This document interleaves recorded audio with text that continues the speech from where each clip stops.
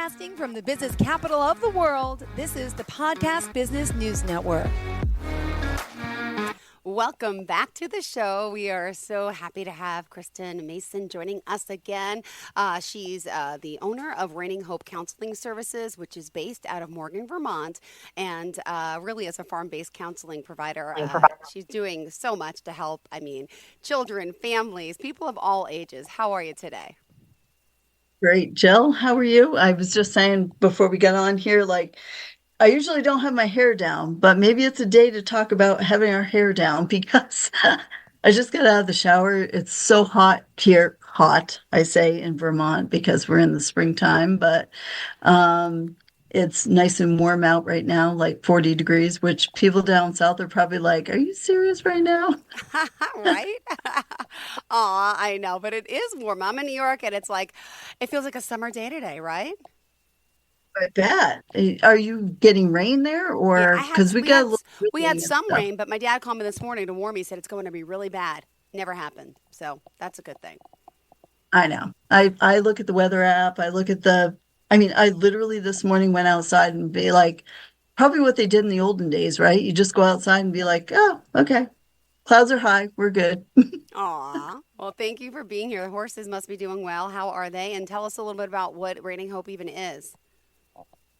Horses are doing well. I actually let them out today I call it naked, without their blankets on, and they were able to roll around in the snow. They get a little damp, but they're all in before it gets cold. And so Reining Hope is a place in Morgan that works with horses and people and kind of allowing horses to help you figure out who you are. Oh, and you have so many success stories, so many people's lives you touch and help change. And you've been working with horses for, not going to date you, but for a long time, right? Yes.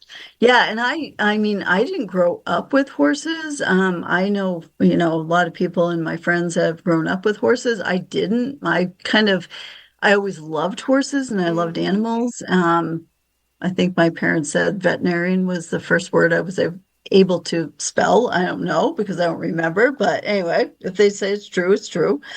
And I just have always felt the power of animals.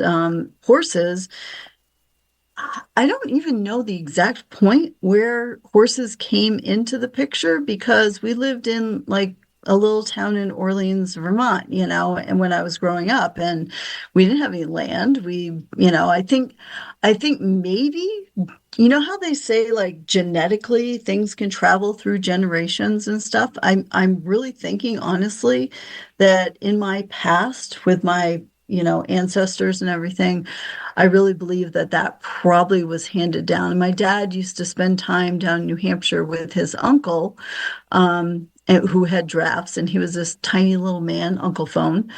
In New Hampshire. Yeah, his name was Uncle Phone. And I went down and he used to collect sap, and this time of year, right? He used to collect sap with his Belgians. And I had the pleasure and the opportunity when I think I was about 12 to, go out and do that. And it was like the quote unquote old fashioned way before there was pipes and everything, where you can just use gravity to get sap down from the trees to the sugar house. Oh my goodness. I love it. This is the time of year you're supposed to do that? Yeah, it's starting. Actually, Up one of my until friends, when? I want to hear. one of my friends, so it depends. I don't know the whole,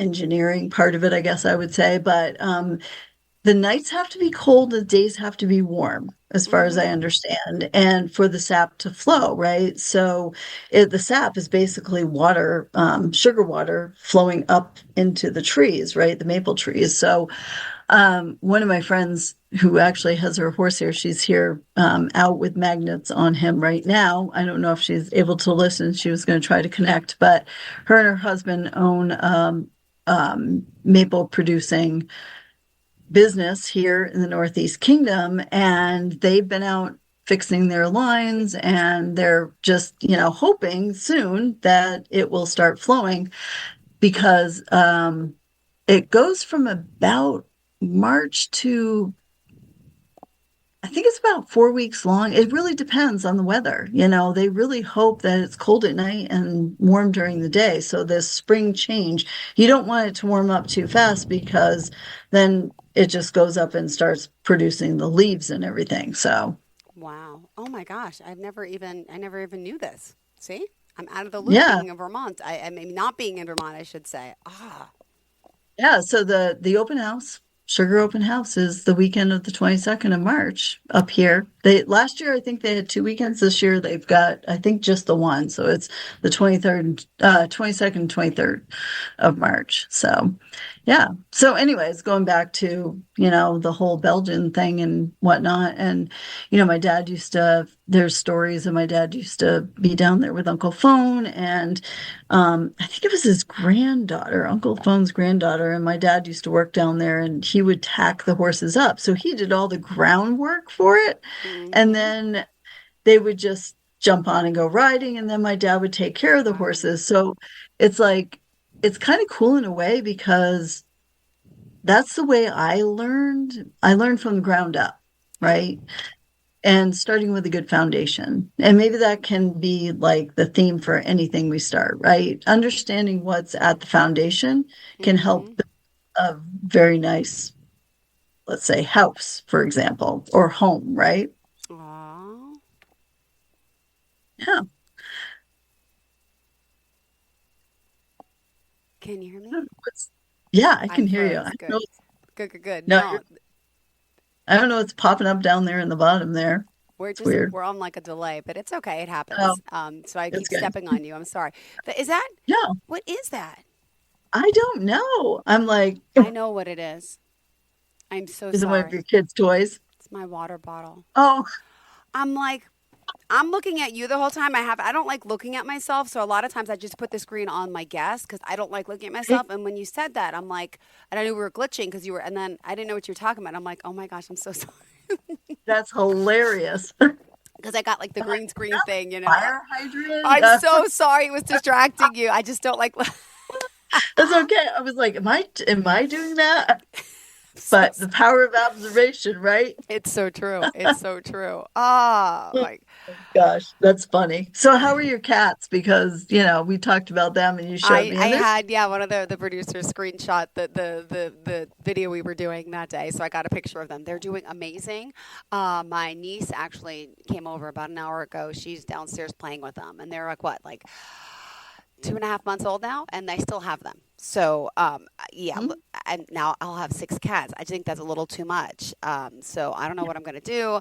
I'm begging my sister to take one, but she doesn't want to. But my kids, I think, would be okay if we let them go to someone really close so they could always see them. But it's a little hard, you know. I mean, I can only imagine taking care of horses, but me living here with the No. kids, taking care of the one robotic litter box, one regular litter box, one regular food, one regular water, one automatic, I mean, it's a lot of upkeep. Who am I talking to? I can't even imagine on a grandiose field how long, just for one horse, what that time and effort is to. How many times a day do you have to feed them? Well, it's twice a day, in the morning and night, depending, like if they have to be in, I mean, we've had some sub-zero temperatures and I think I said, like, I'm fortunate because I built my barn attached to the arena so that I can let them out to exercise and whatnot. So during the day, you have to make sure because they're grazers, so they have to be eating all the time, right? You can't just be like, oh, here's, like dogs and cats where you can just feed them and they're fine for the next, 8 hours or whatever. So they have to be constantly grazing and moving around. So you want them, I've got 12 by 12 stalls, which are fairly large for the size horses that I have.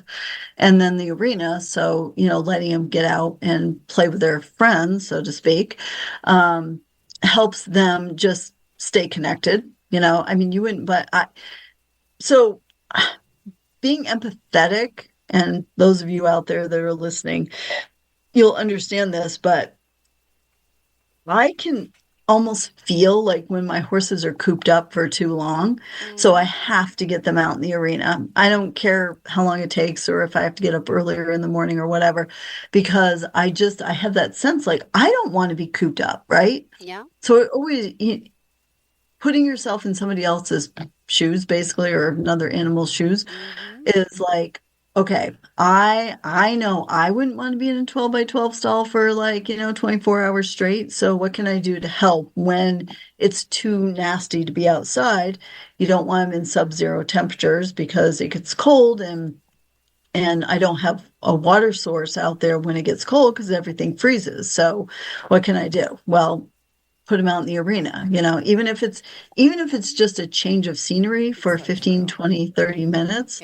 Yeah. So yeah. So it's challenging. It really is. And then, So but then, okay, then with the poop and pee, how do they do all that? Like, how do you pick that up? Like, that's how many times a day are they going? I mean, I'm complaining about my cats, but I'm like, wow. right.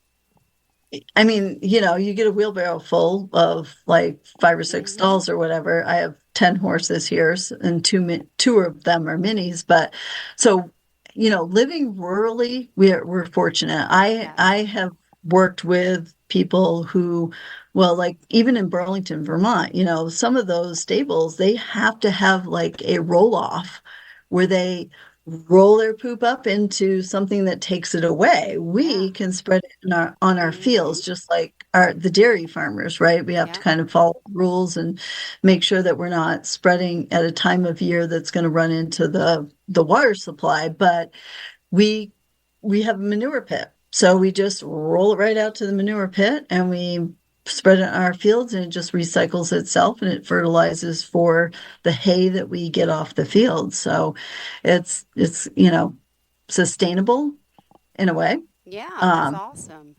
yeah. But So wow. we try to reuse anything we can, right? Oh my God, it's such just a lot of work and the upkeep. I could only imagine. I'm sorry.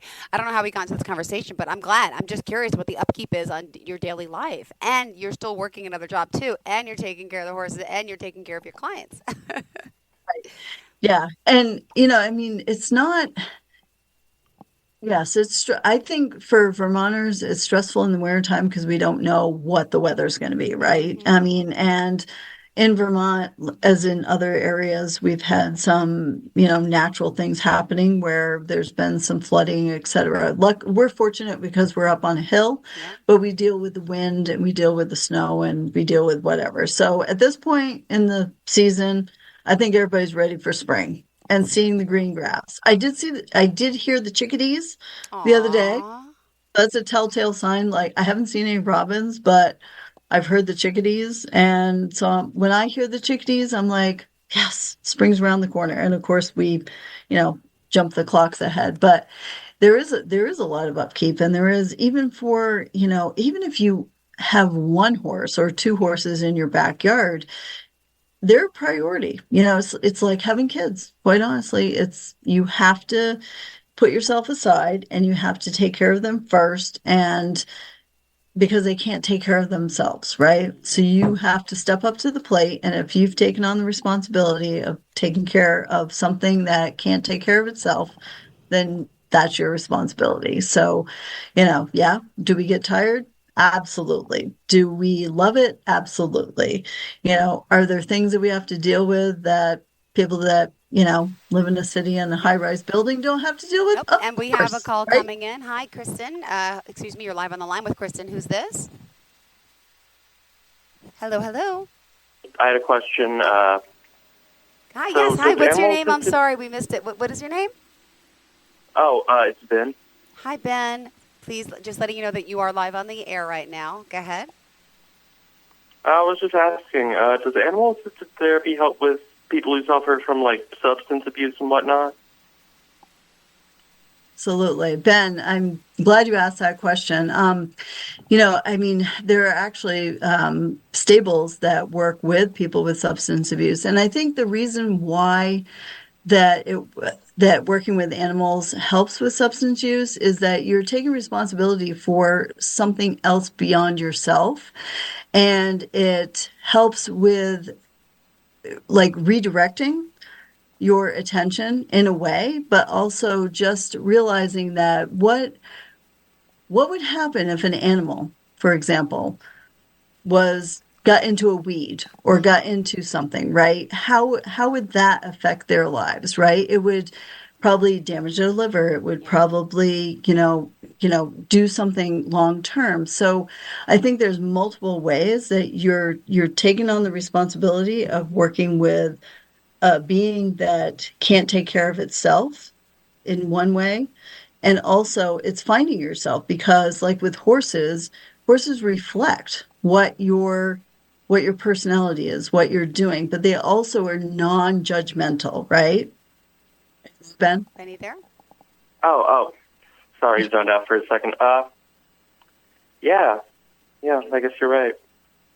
Do you own any animals, Ben? Or do you have I have a animals? I cat. don't like the word own, but you have a cat? Yeah, I do. This isn't for myself. That's okay. Is there anything else that you'd like to add to that question?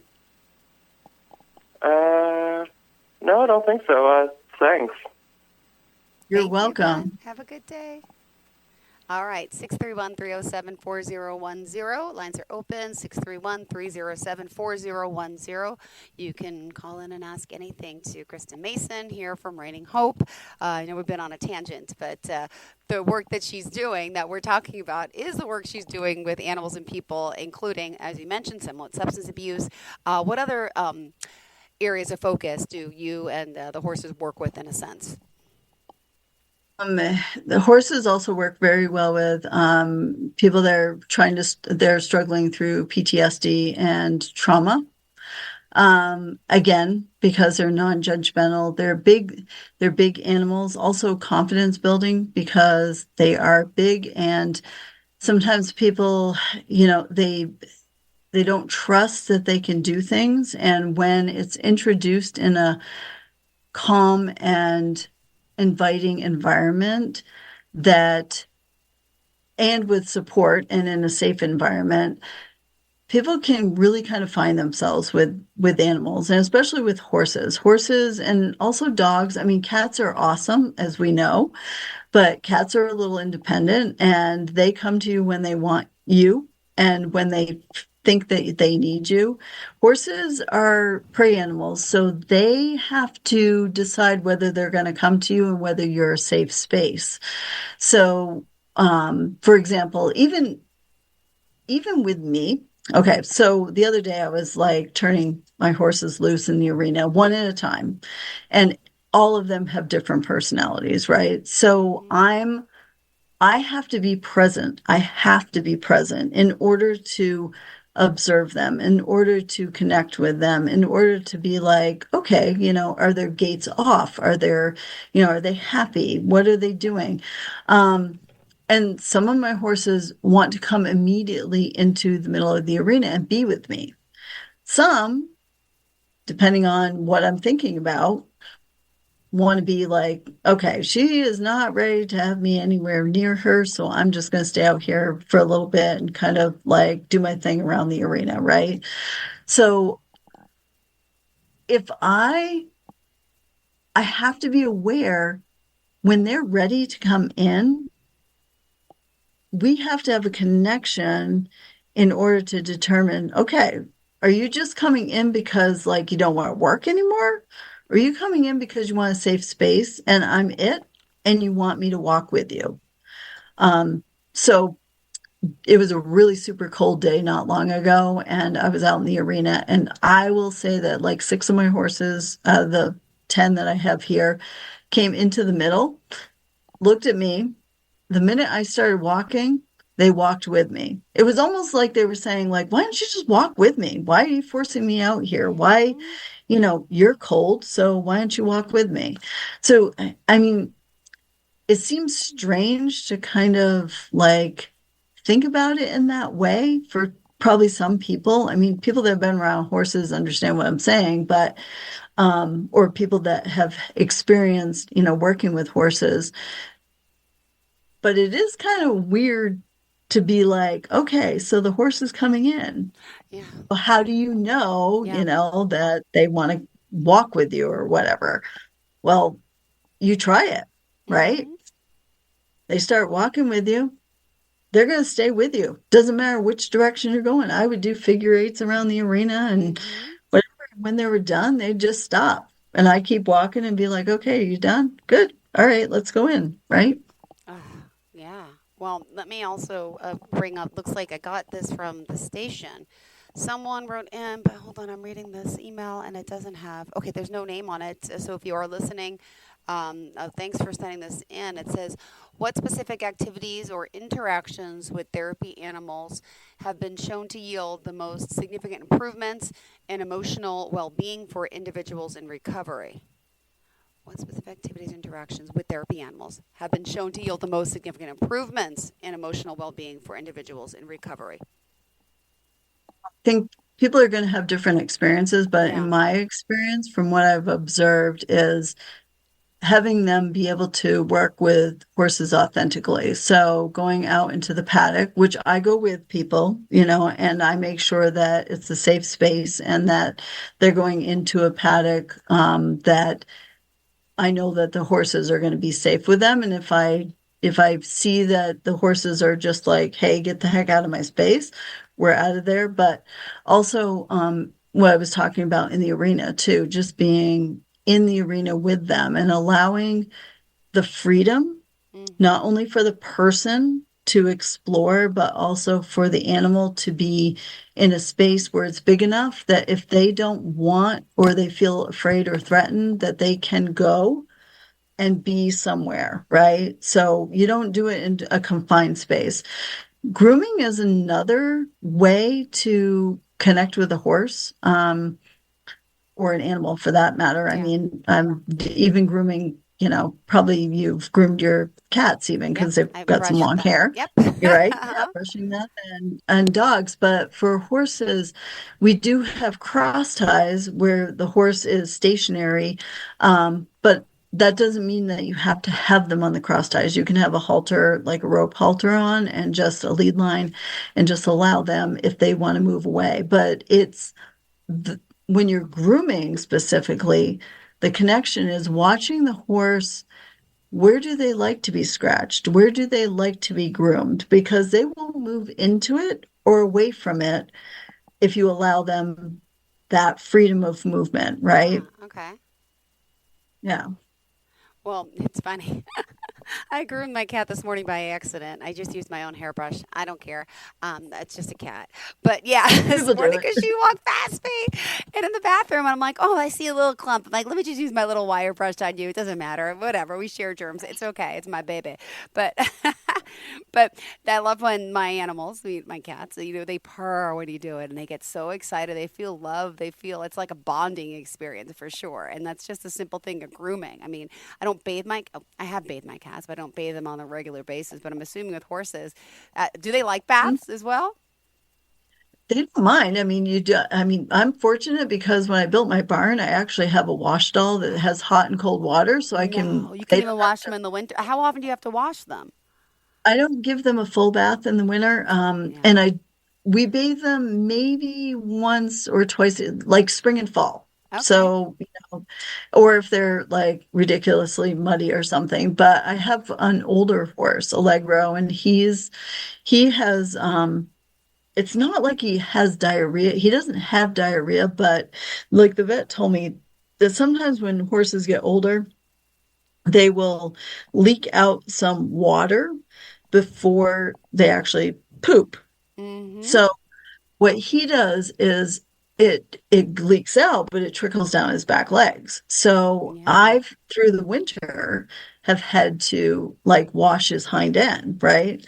So I mean, and literally I will back him into the wash stall and he'll just stay there. I have hay that's piled up, and if he wants to eat it, he can, and I can just throw the lead line over. And I think he enjoys it, and so I do warm water with him. But it's just his hind end, and it's not before he goes out. It's at night when I know that he's going to have time to dry out, and I use a towel on him and everything and dry him off and whatnot. But because otherwise it cakes on and it freezes. So that's kind of a unique situation. If for some reason I had to hose one of my horse's legs because maybe it's swollen or something, I can just park them in the wash stall and do it inside. But I always make sure that I do it when they're not going to go out, when they can dry off. And then summertime, I mean, you don't, the other thing with, okay, so this is interesting because in the summertime, people are like, oh, yeah, we'll give our horse a bath, blah, blah, blah, whatever. But you have to get the water off because it can actually make them hotter, Oh, when you feel like, yeah, because their hair traps their body temperature. So if you don't get the water off, it can actually make uh-huh. them feel hotter. So you can cool them down, but if you're just doing it to cool them down, you probably just want to do it during, for example, when we jump into a cold lake, we put water on our wrists and we put it on our necks and we put it, our pulse points. So with horses, if you want to cool them down, you want to do it like on their chest or their legs or, in an area that's going to cool them down, not make them hotter. Got it. Interesting. Now, let me ask you this. Oh gosh, we're almost out of time. You have 2 more minutes left. With the care and the love of your animals, even though I know you mentioned, I believe you have one that was a kind of like a rescue, right? That was in a bad situation back in the day. Mhm.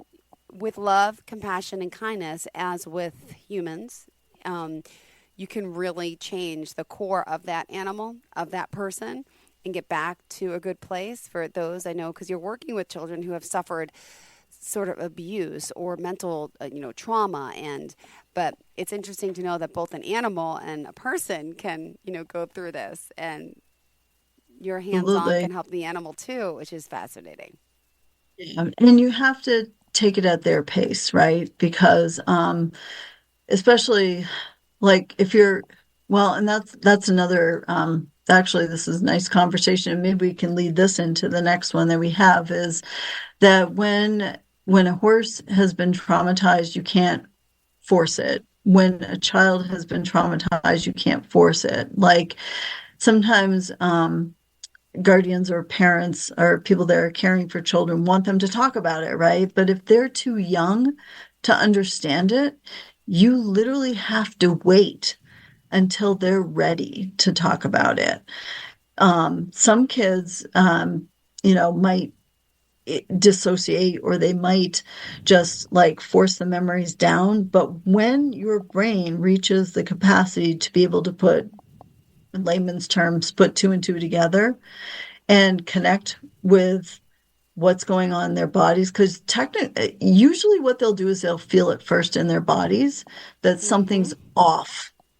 So until they can connect, you can't force it. Like and then there's some kids that remember everything, but for the majority, you have to wait. And same thing with animals. It's like if they've had any kind of abuse, they want to be in your world, but they have to trust you first, and you can't force it.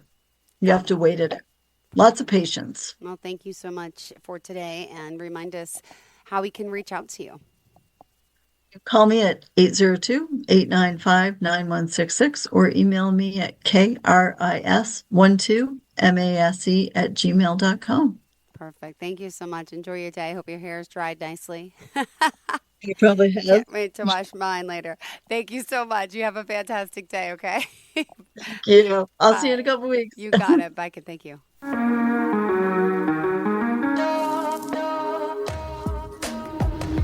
Broadcasting from the business capital of the world, this is the Podcast Business News Network.